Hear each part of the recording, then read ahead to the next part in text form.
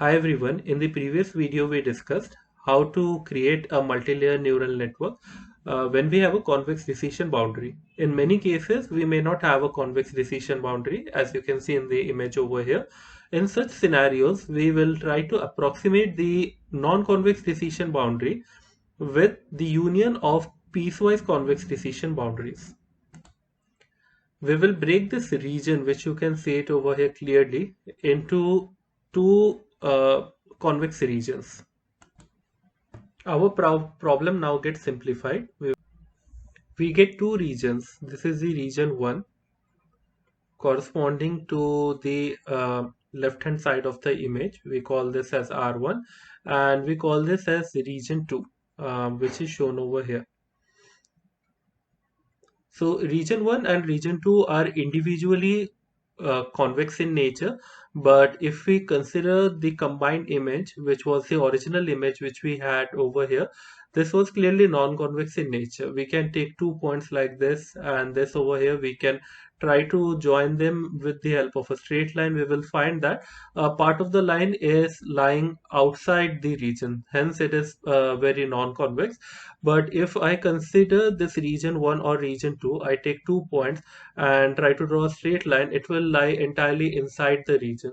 So we were able to approximate one non-convex decision boundary with the union of two convex decision boundary. Further, what we say is anything inside this non-convex decision boundary is positive. We say that any point lying inside of this boundary is positive in nature, and if we have any point outside, it is going to be negative. So we do have the coordinates A, B, C, D, E, and F of this non-convex decision boundary. We were able to decompose it into two regions. Now we will proceed first with the region 1 and calculate the equation of lines for AB, BD, DE, and EA.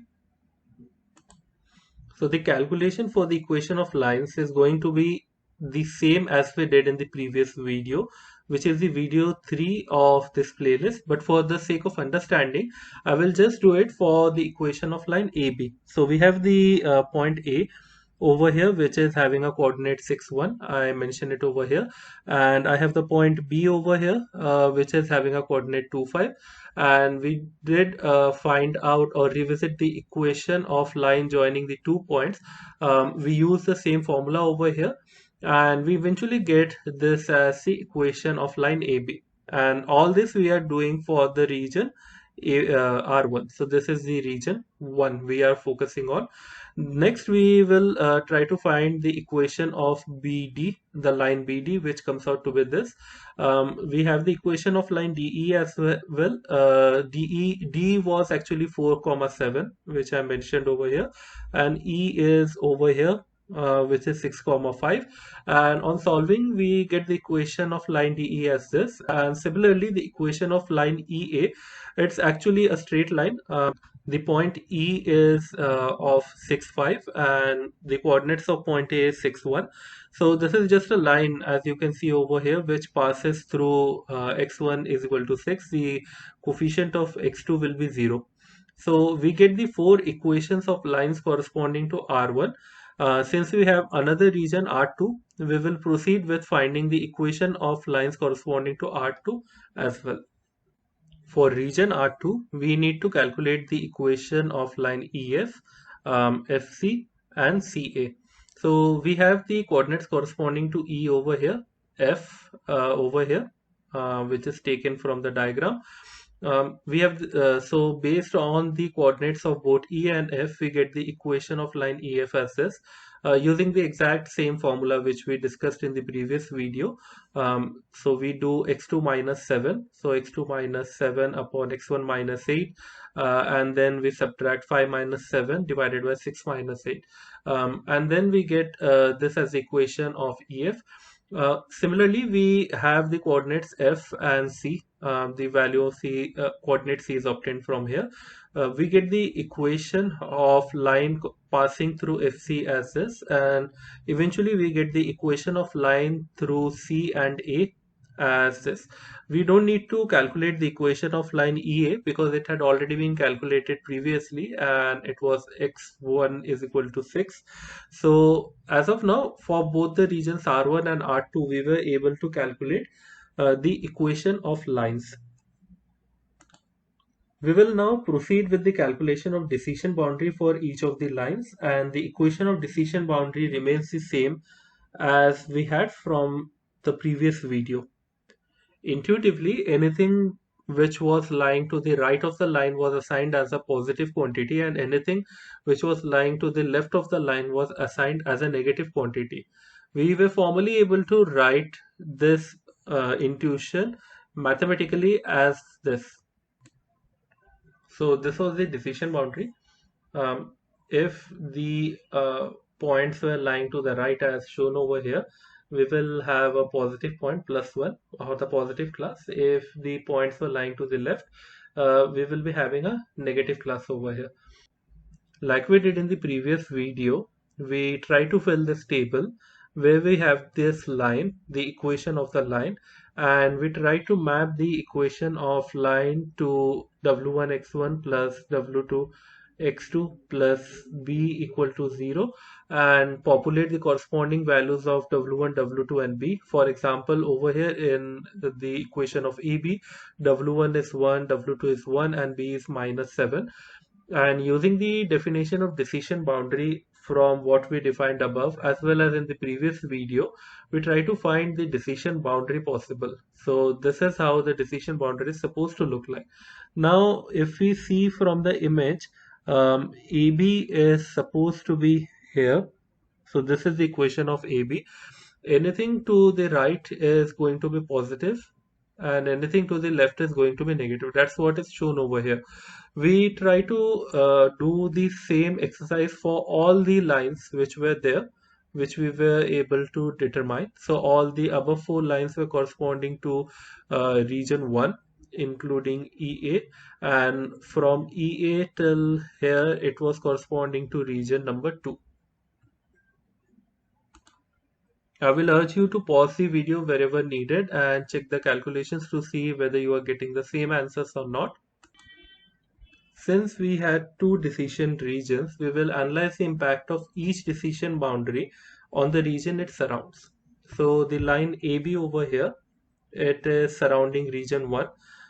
So this is the line AB. So this is the line AB. It surrounds the region 1. It is not surrounding region 2. So if I just follow the decision rule intuitively, we can definitely follow the table which we just derived above and then take a point inside the region 1 and try to figure out whether it is going to give a positive outcome or not. We can definitely go by that route, but since we have spent significant amount of time in video number 3, we will be able to do it intuitively over here as well, and we will follow our intuition that anything to the right of the line will be positive and anything to the left of the line will be negative. So this is the line AB as I have highlighted over here. Now anything to the right is positive. So anything to the right is positive will mean that if I consider the region 1, this is like the boundary separating region 1 and region 2. Anything which will be there in the region 1 is going to be positive, but we don't care about region 2 because we are not actually, this line AB is not actually bounding region 2 at all, so we don't care about it. So since we don't care about it, we put the value as 0. Now we proceed with line BD, which is the line highlighted over here. So again, with the rule, anything to the right is positive. Over here it is positive. Anything to the left is going to be negative. So we proceed with it and say that the outcome in decision region 1 is 1 because it's going to be positive. Now we look into DE, which is the line over here. Again, anything to the right is positive. So for DE, anything which is lying over here is positive, and anything which is to the left is negative in nature. So the outcome of DE in the region 1 is -1. And both the regions BD and DE has nothing to do with region number 2, so we don't care what predictions we are getting in region number 2 for both the cases, and hence we put the weightage of 0 for the predictions in region 1, so in region 2. So now we have EA over here. EA is actually a line which is common to both region 1 and 2, and we follow the same rule. Anything to the right of it is positive and anything to the left of it is negative. So apparently in region 1 it is negative, but if we talk about the performance in region 2, it is going to give a positive classifier. Likewise, we proceed with the lines which were bounding region 2, EF, FC, and CA. So this is EF. We apply the same rule, and we don't care what predictions it is giving in region 1 because EF is not bounding region 1 at all. In region 2, however, it is giving a positive prediction, and hence we proceed with FC and CA.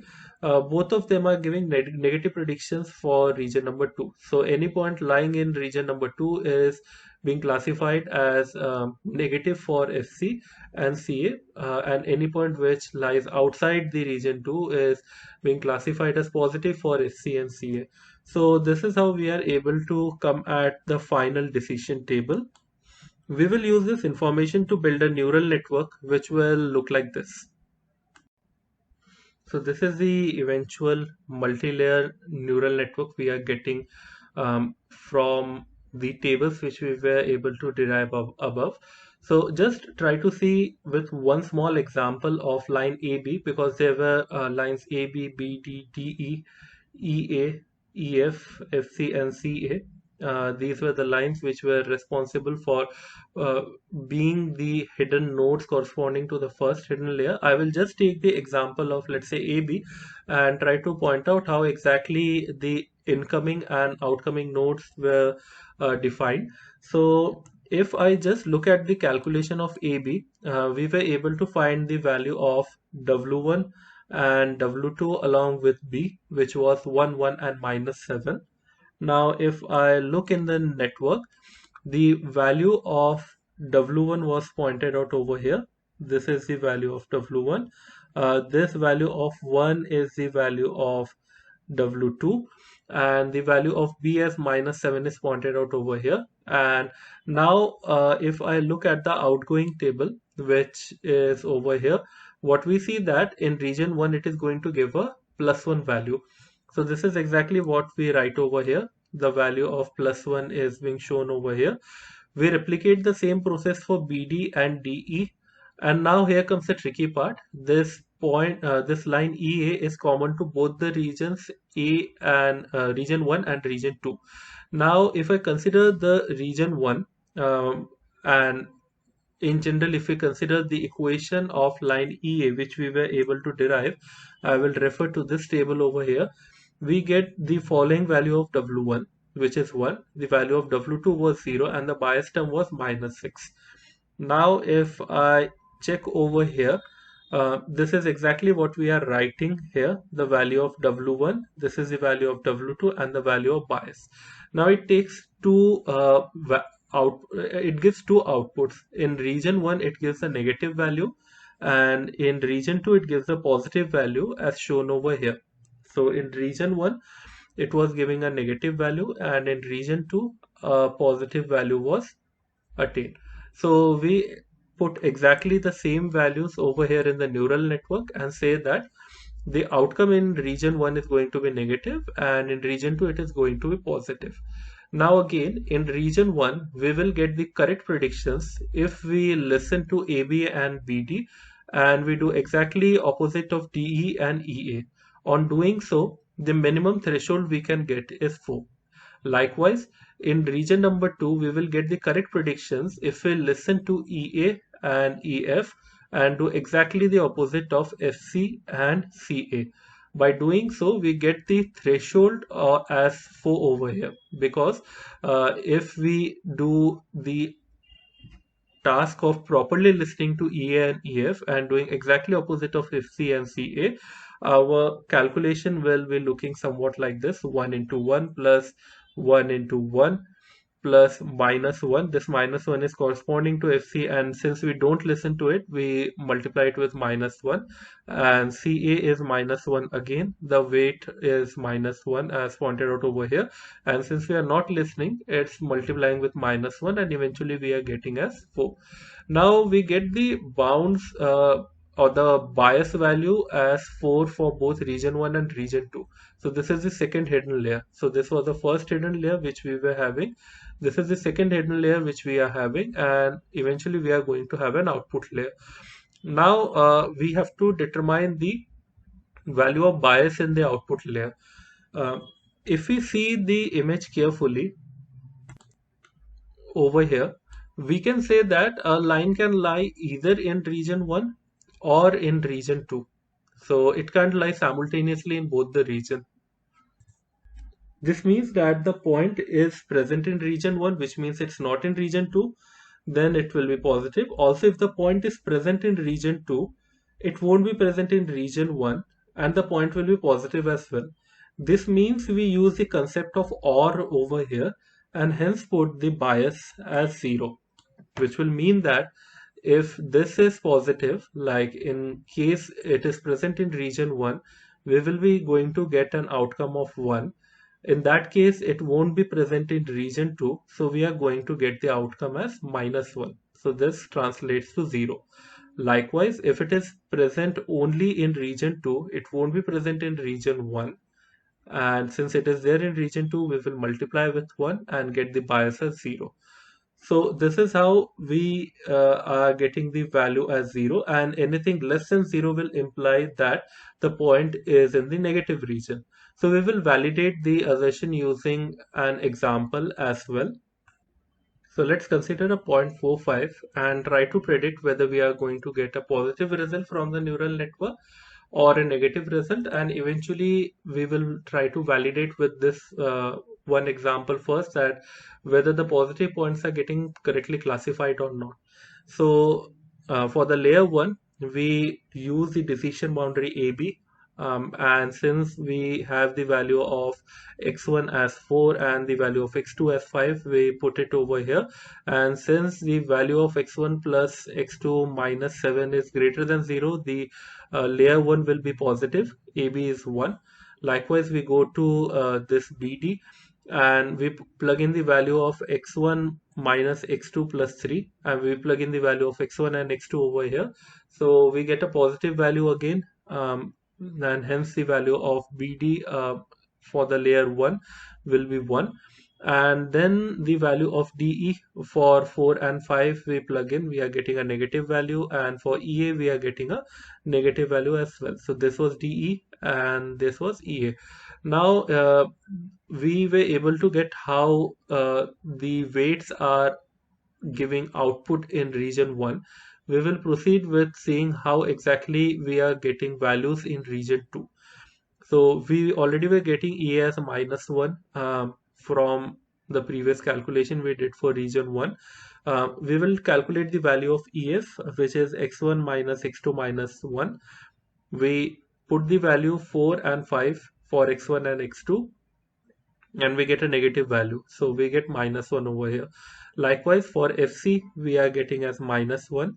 And for CA, x1 minus x2 minus 5, this is the decision boundary of CA, we are getting value as -1. Now let's see in region 1 what value we are getting. So if we look at the table, or if we look at the network in the beginning, so we were able to get the output corresponding to AB, BD, DE and EA, and we are now going to multiply it with the weights which are over here. These weights we are going to multiply with.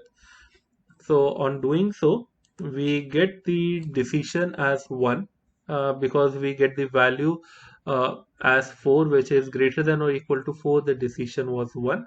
Now the region 2 value, we did the same calculation again with the weights corresponding to region 2, which are highlighted over here: +1, 1, -1 and -1. And on doing so, we get the value as 0, and hence since 0 is less than 4, the decision is -1, and eventually the final result comes out to be 0. and since 0 is greater than or equal to 0, and how this final result came is because of the fact that we took the advantage of these two weights. So over here we were getting the value as 1, over here we were getting the value as -1. On doing 1 multiplied with this one and -1 being multiplied with this one, we were getting the value as 0, and since 0 is greater than or equal to 0, the result is coming out to be 1. So our model claims that the 0.45 lies inside of the region. Let's try to observe the diagram and see visually if this is possible or not. So if we see this diagram, the point 4 is over here in the x1 and zero point 0.5 is over here. Now if I try to find the 0.45, it will be somewhere over here. So this is the 0.45 which we were given, and it lies very much inside of this region, non-convex region. In fact, it was lying in region 1 and not in region 2, which was clearly pointed out before that in region 1 it is positive. So hence our model was able to give a correct prediction that the point which was lying inside is positive in nature, and hence the 0.45 is positive. We will take another example where we have to validate the negative class assertion as well. So we consider a 0.91 over here, and we do the exact same operations as we did before for 91 corresponding to x1 and x2 being equivalent to 9 and 1, and checking whether the decision boundary is giving a positive result or a negative one. So we get all these decisions from layer 1. These are the outcomes which we are getting from the decision boundary in layer 1. Likewise, for region 2 layer 1, this is the outcome which we are getting from the decision boundaries, and it proves that in layer 2 we are going to get the decision as -1 for region 1 and the decision as -1 for region 2. Here only it's clearly evident that the point neither lies in region number 1 nor it is lying in region number 2. So it definitely is not lying inside of the non-convex region. But for satisfying the model, we will move a step ahead and then multiply the outcomes which we have obtained with the weights to obtain the value as -2, which was less than the threshold 0, and hence the decision was -1. Now let's see visually whether the point is lying outside the region or not. Now if I look into this diagram, this is the value of 9 and this is the value of 1. So this is the point which we were talking about, and it is very much outside and hence it is negative. So our model was able to correctly predict the negative class as well. So in this video, we were able to determine the multi-layer network when decision boundaries are non-convex in nature. In all examples we have discussed so far, the decision boundaries were quite easily linearly separable. In this example, we were able to get two convex decision boundaries, the union of which gave us a non-convex decision boundary. In previous video, the convex region was clearly separating the positive and negative classes. In the datasets involving the OR gate and the AND gate, we were able to perform such separation as well. However, this is not the usual way we determine a neural network.